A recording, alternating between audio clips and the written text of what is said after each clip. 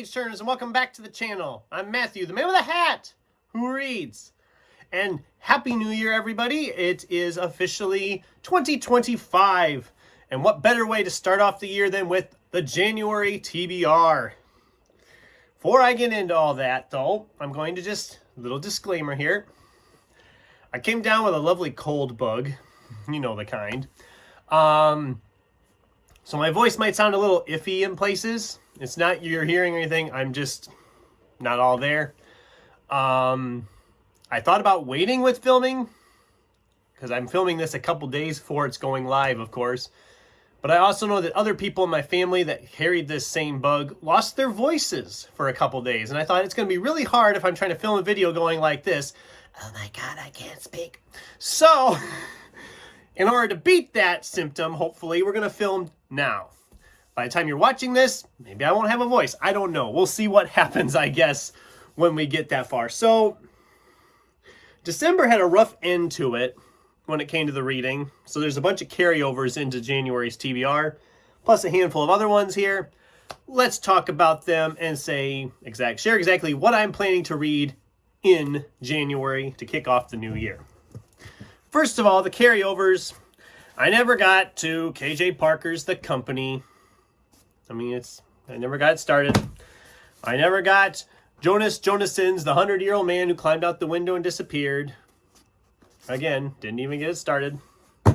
And this last one I got started, but I didn't get it finished, and that's Larry Correa's Monster Hunter Alpha. I am really enjoying this so far. Not as much as the other two, but I am still enjoying it. But we'll talk about that book more in the January wrap-up, because it's going to be probably the first book I finish in January here, because I think right now I've got like 150 pages left. So by the time you're watching this video live, when it's new, I will most likely have finished it. So those three are all going to be read here in January. I also went to the library because even with my book buying ban, I can still go to the library. We have Jennifer Lynn Barnes with The Brothers Hawthorne. This is like a sequel to the Inheritance Games trilogy, I believe, or it's a spin-off. I think it's like a sequel / spin-off, but I really liked that trilogy, as you probably know if you've watched the channel. Those were all 5-star books for me, and they were very fast reads. So I'm going to get this one and read it now, obviously, because I got it when I'm rambling. I'm sorry. I am excited to dive into this one. This will probably be pretty early in the month. I'm going to tackle this one, I think, after probably be the next one I start, actually, and get this one out of the way. I'm very excited for this because, like I said, the original trilogy was all 5-star books for me. So I'm excited to continue on in this world with these characters. And with nonfiction, I just did my top 5 nonfiction. I decided one of the things I was going to do this year was try to read more nonfiction spread throughout the year. So my goal, outside goal, is to read at least one nonfiction book every month. And so we got one from the library this month. This is William Prochnow and Laura Parker. It's Miracle on the Hudson. The survivors of Flight 1549 tell their extraordinary stories of courage, faith, and determination. I remember hearing about this on the news. I remember they did the Tom Hanks movie Sully about this whole thing. And I thought, well, this sounds like an interesting one. I remember this. So it's not very long. It's just over 200 pages. So it's very much going to not take long to read. I mean, here we got a model of where everybody was sitting on the plane, so that's kind of fun. I am excited to tackle this one, get this one read. Again, it probably won't take me too long. It's not very long, and if it flows good, that'd be great. Like I said, I'm trying to stick in more nonfiction throughout the year. Obviously, there'll be a handful in nonfiction November, but as of now, I'm thinking let's just kind of mix them in a little bit all the way throughout. Get more read that way. All right, now for some other stuff, because I had to get a bunch of books. I think total, counting the one I had started and going into the year, I think I had 11 for this TBR. I'm starting my Sandman Slim reread in January. There's 12 books in the series, so a book a month. makes it pretty easy. But we're starting with book 1, Sandman Slim by Richard Kadrey. This one's just about 400 pages, 388. I haven't read this since I first got it, which has been probably 10 years. Maybe a little longer. I really love this series. So I'm hoping the reread, I just fly through these and have a great time with these characters again. I am excited to tackle these again as a reread project in 2025.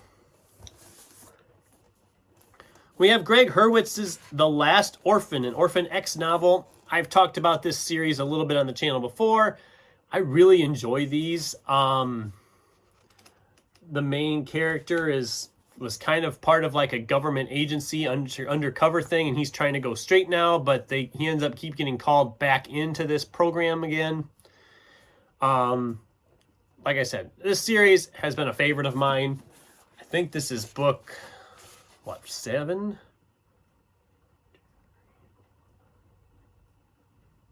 Book 8. Okay, I was on the right track. This is book 8.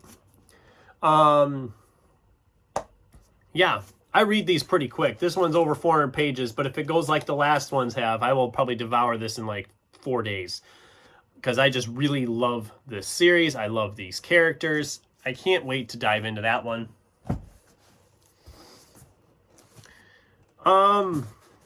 We have Kevin Wilson's The Family Fang.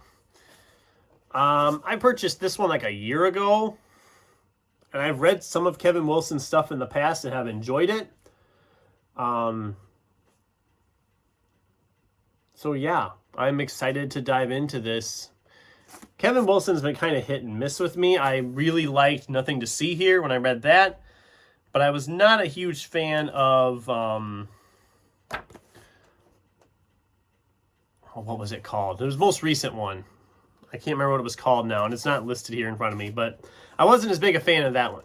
Now is not the time to panic? Is that what it was called? That sounds right. Don't quote me on that, though. But this is one of his earlier ones. I think it was a movie? Or am I thinking of something else? I don't know. Doesn't say. I'm excited to dive into this. This is more kind of contemporary books. I'm trying to get a mixture of genres every month if I can, not focus too much on one genre over another. That one is probably about in the same vein as 100-Year-Old Man, so we'll see. I might not get to all these in January. We'll see what happens.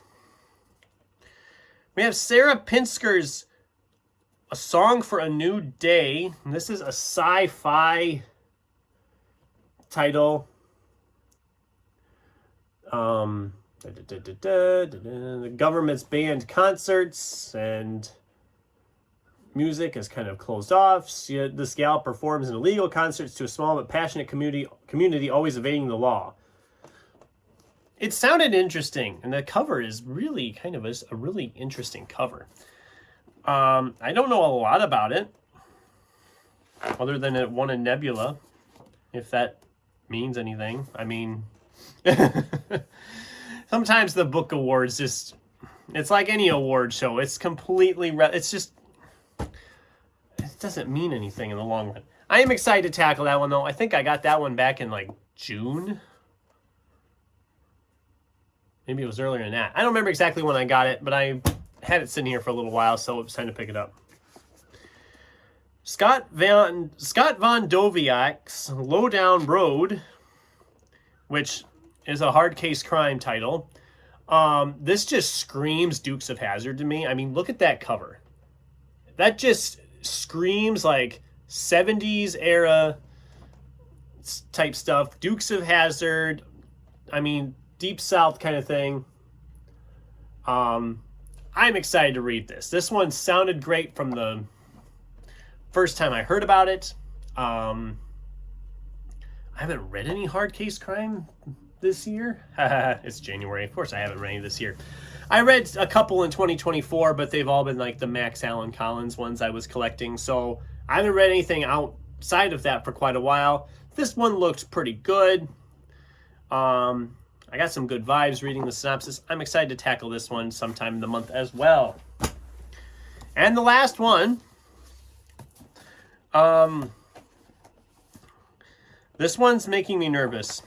And it sounds stupid when I say it that way, but one of my favorite novels, actually my favorite novel of 2023 was Michael Chabon's The Amazing Adventures of Cavalier and Clay. I absolutely loved that book. It was just fantastic. And so after I had read it, I picked up another one by him. This is The Yiddish Policeman's Union. It's a hardcover, nice hardcover. Looks brand new, even though I only paid like $3 or $4 for this. And I'm nervous because I loved that other book. And I'm worried that this one will not kind of live up to the expectations I'm putting on it because of the author and because I loved that last book of his that I read. I know that's unfair. I'm sure this book is great. And I'm really, really hoping that it just, everything clicks with it. I don't know that it will. I don't know. We'll see what happens. We will see what happens. I am excited to tackle this one. Like I said, I loved Cavalier and Clay. I loved it so much. And I'm hoping that this one is at least on the same level. I don't know that it'll top that one for me, but we'll see. So yeah, that's the TBR for January 2025. Let's see if I can pick them all up here for that money shot. Oh, balance, balance, balance. Nope, not gonna work. Balance. Okay, let's just try it now. There we go. There we go. That's the TBR for January. A vast array of things to read. Something for everyone. And I am excited to dive into all of these. And I'd love to hear from you guys. What's on your TBRs for January? Is there anything you're really excited to kick off the year with? I'd love to hear from you in the comments down below. And if you are looking for my December wrap-up, that should be coming up here next week, along with my top 10 best fiction of 2024. Health permitting, I will get those recorded and have them out. But I am excited. It's a new year, new books to read. It's a good time. It's a great time to be picking up a book. And so I sign off as I usually do. Thanks for watching. And until next time, keep turning pages.